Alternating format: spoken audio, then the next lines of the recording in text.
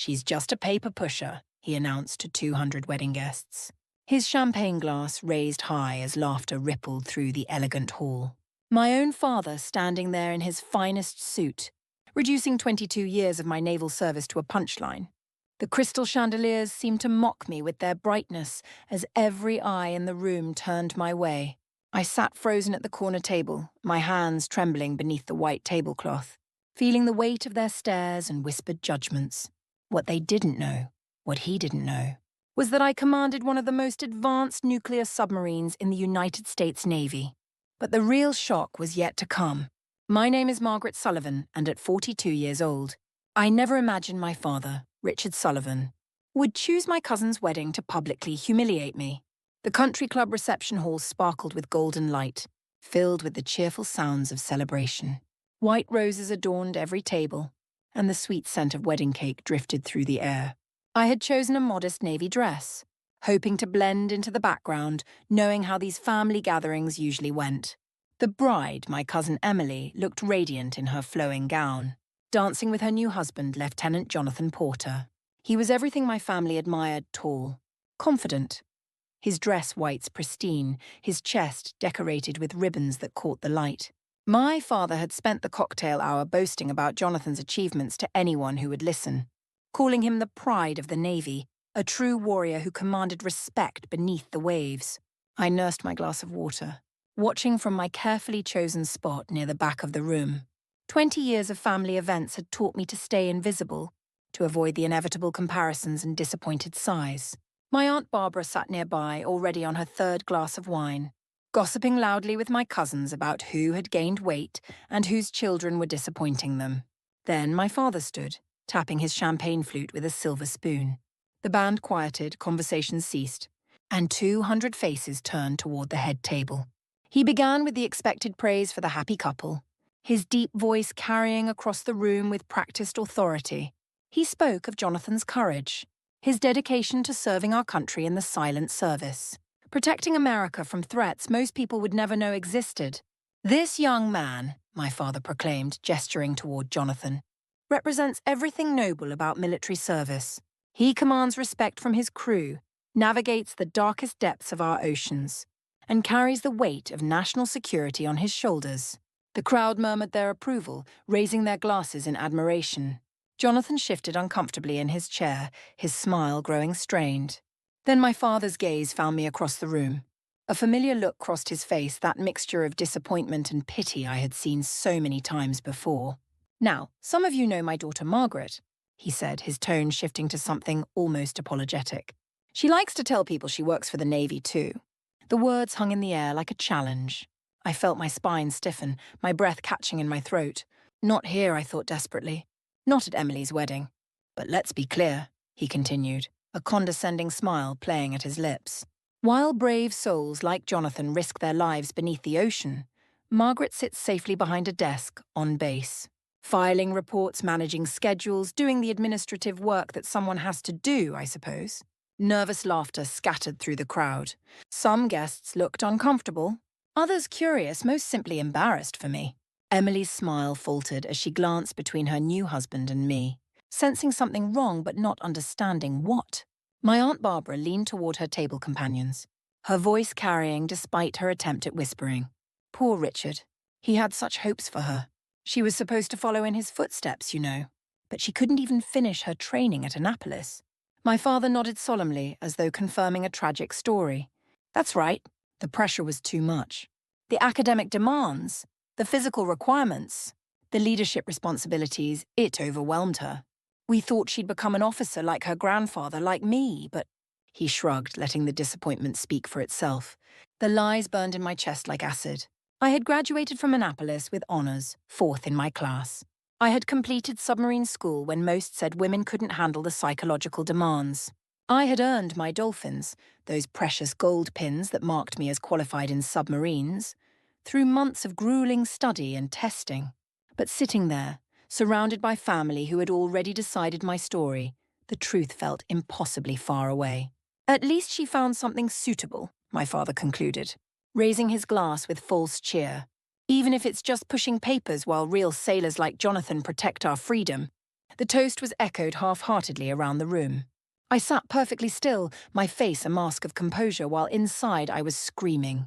22 years of service, of sacrifice, of nights spent hundreds of feet below the surface, of decisions that affected national security, all reduced to pushing papers by a man who hadn't asked me a single question about my work in 2 decades.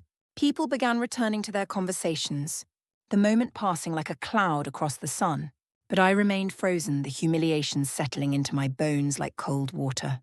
My cousin Patricia patted my hand sympathetically, whispering something about how not everyone could be a hero.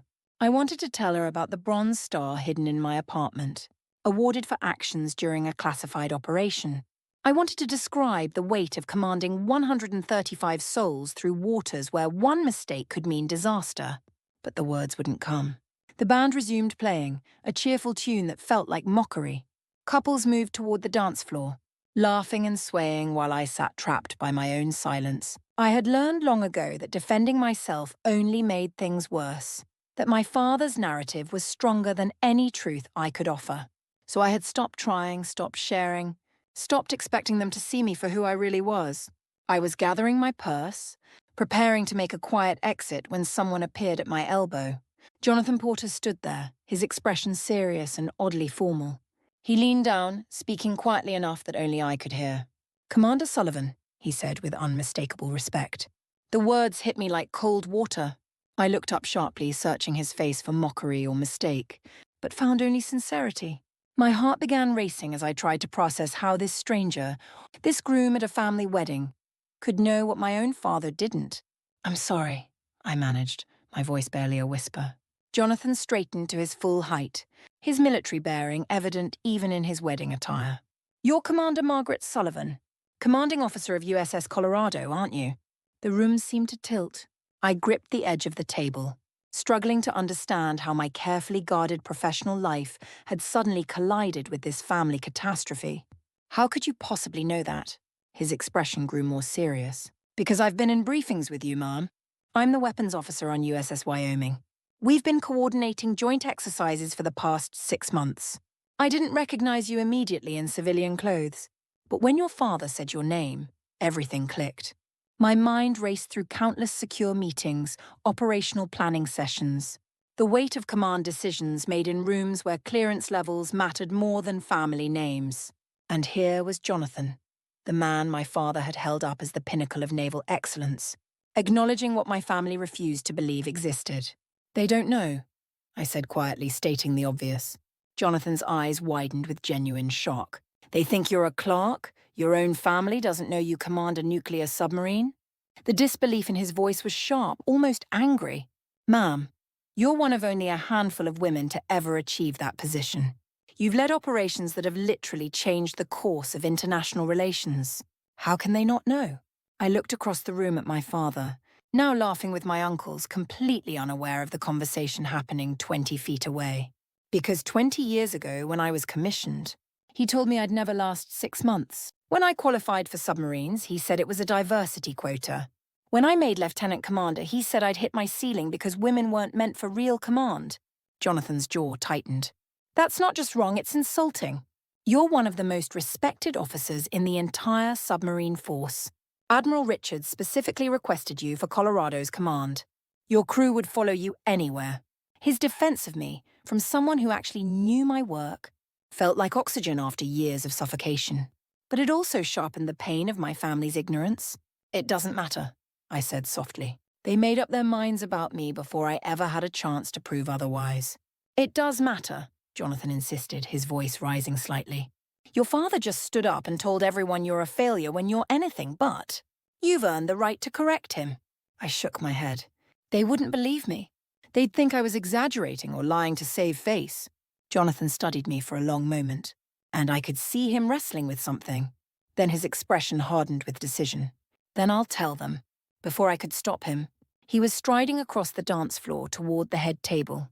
The determination in his walk drew attention, conversations dying as people sensed something significant about to happen. By the time he reached my father, half the room was watching. "Mr. Sullivan," Jonathan's voice carried clearly across the hushed space. "With respect, sir, there's something you need to know about your daughter." My father looked up, confused by the serious tone from the man he'd been praising all evening. What about Margaret? She's not a clerk, sir.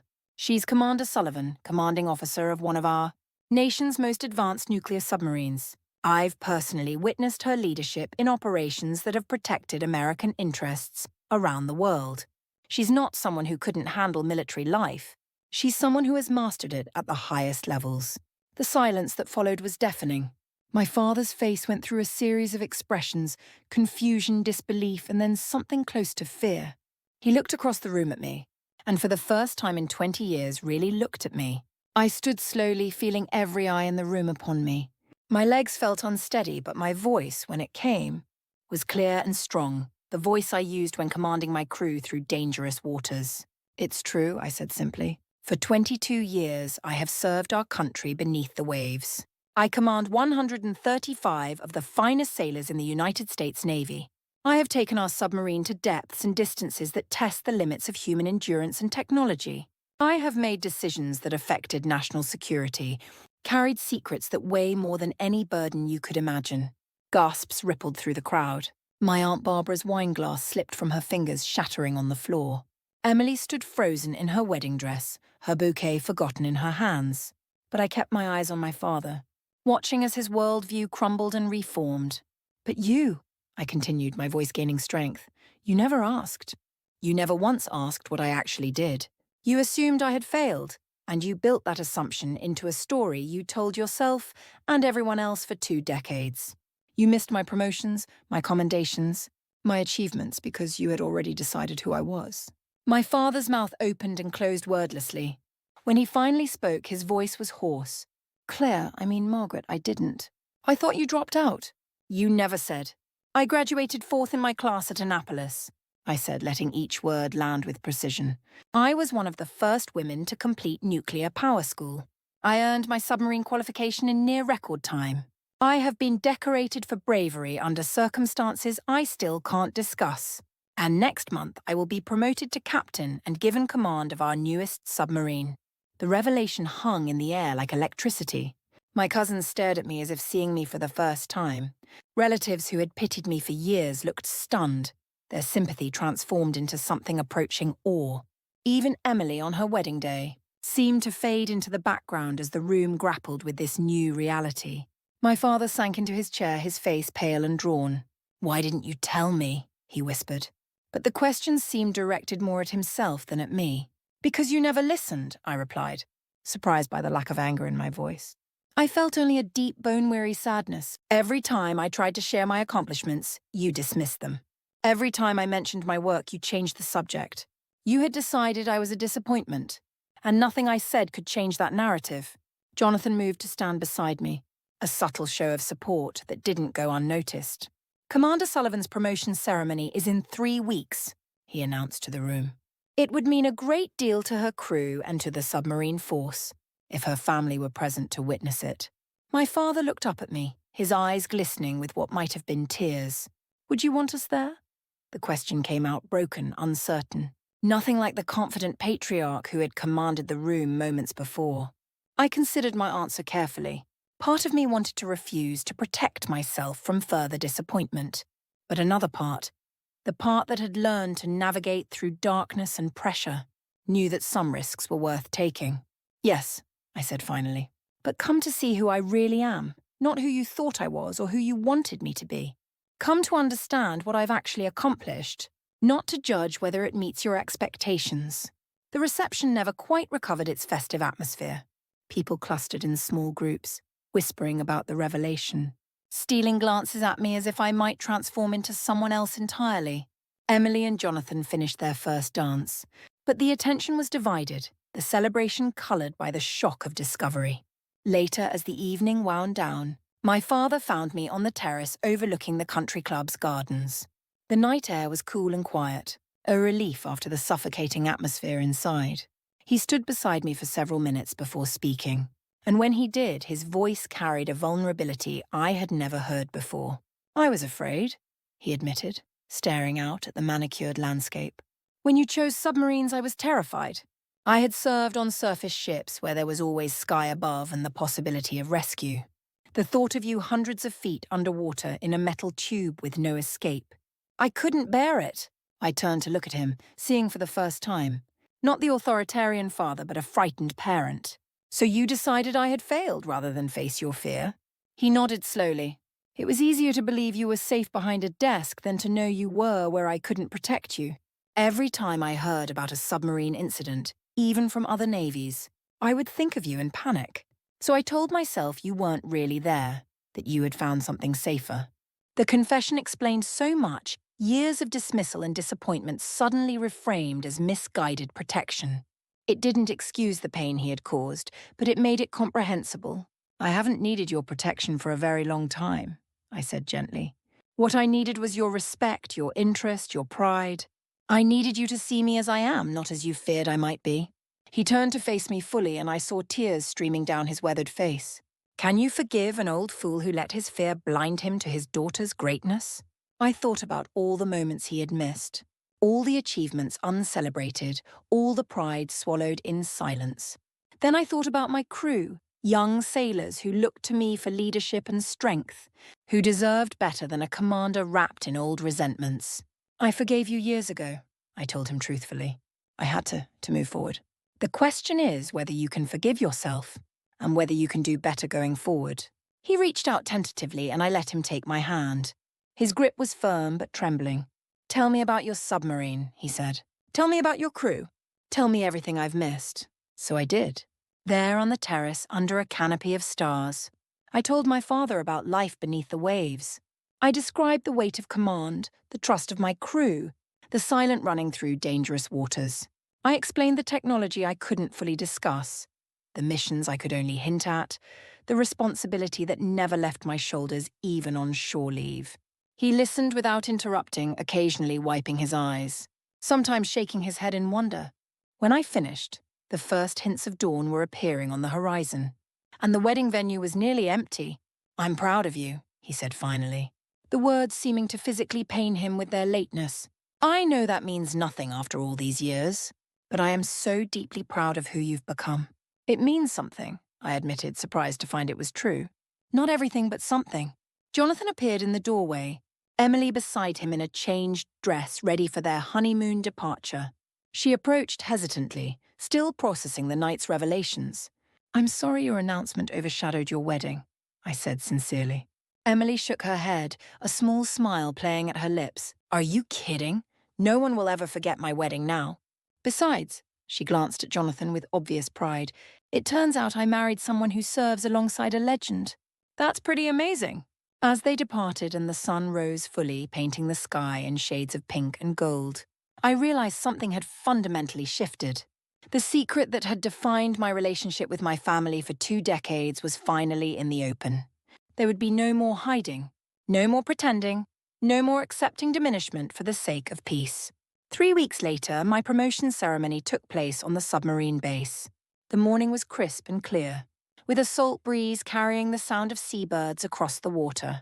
My crew stood in perfect formation, their dress blues immaculate, their pride evident in every straight spine and raised chin.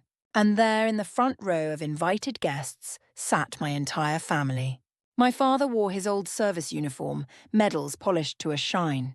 My mother held his hand tightly, tears already streaming down her face. My aunts and cousins filled an entire section, some still seeming stunned by the reality of where I served. Admiral Richards presided over the ceremony, speaking about leadership, sacrifice, and the rare quality of commanding respect through competence rather than demanding it through rank. When he called me forward to receive my captain's insignia, my father was invited to participate in the pinning. His hands shook as he removed my commander's oak leaves and replaced them with the silver eagle of a captain. But his eyes, when they met mine, were steady and full of something I had waited 22 years to see recognition. Captain Sullivan, he said formally, then broke protocol to add, my daughter, the submarine commander. The crew erupted in applause, their approval meaning more than any family validation ever could. These were the people who had seen me at my best and worst, who had trusted me with their lives in the darkness of the deep ocean, who knew exactly what the weight of command meant. After the ceremony, as guests mingled and toured the submarine, my father pulled me aside. I've been reading, he said, producing a worn paperback about submarine operations. Trying to understand your world. I have about 1,000 questions. I have time, I told him, and meant it. As we walked toward the submarine, its black hull gleaming in the morning sun, he asked the question I had been expecting. Why didn't you fight harder to make me understand? I thought about all the years of silence, the swallowed pride, the achievements celebrated alone. Because the most powerful response to being underestimated isn't argument, I said. It's excellence. I couldn't make you see me differently, but I could become someone worth seeing. And eventually the truth has a way of surfacing. He absorbed this quietly, then asked, was it lonely? All those years of us not knowing? Sometimes, I admitted. But I had my crew, my fellow officers, my mission. I had people who saw me clearly, even if my own family didn't. And I had the knowledge that I was serving something greater than anyone's opinion of me. We reached the submarine, and I watched his face as he took in its massive size. The sophisticated technology visible even from the dock, the crew members who saluted me with genuine respect. For the first time, he was seeing my world, understanding the magnitude of what he had dismissed for so long. I wasted so much time, he said quietly. Then don't waste any more, I replied. 6 months later, I took command of the newest Virginia-class submarine in a ceremony that made naval news. My father was there, of course, along with family members who had once pitied me for my supposed failures. But more importantly, my crew was there, the men and women who would follow me into the depths, trusting my judgment with their lives. In my command speech, I spoke about perception and reality, about the courage required not just to serve but to persist in the face of doubt. I talked about the silent service, how we operate in darkness and secrecy, our victories unknown, our sacrifices invisible. But most of all, I spoke about trust, the kind earned through competence, maintained through integrity, and strengthened through adversity. Later, at the reception, I overheard my father talking to another parent, whose daughter was considering naval service. Let her find her own path, he was saying. Don't assume you know what she's capable of. Ask questions, really listen, and prepare to be amazed. I learned that lesson too late, but you don't have to make my mistake. It was perhaps the beginning of redemption. Now, years later, as I prepare to retire after a distinguished career, I think about that wedding night when everything changed. The humiliation that could have broken me instead became the catalyst for truth. The silence I had maintained for protection became the foundation for a stronger voice. I learned that we cannot control how others see us, but we can control who we become. Recognition from those we love feels necessary, but it cannot be our compass. Our true north must be our own integrity, our own standards, our own commitment to excellence. The submarine force taught me that the most important work often happens in darkness, unwitnessed and unacknowledged. But that doesn't make it less valuable.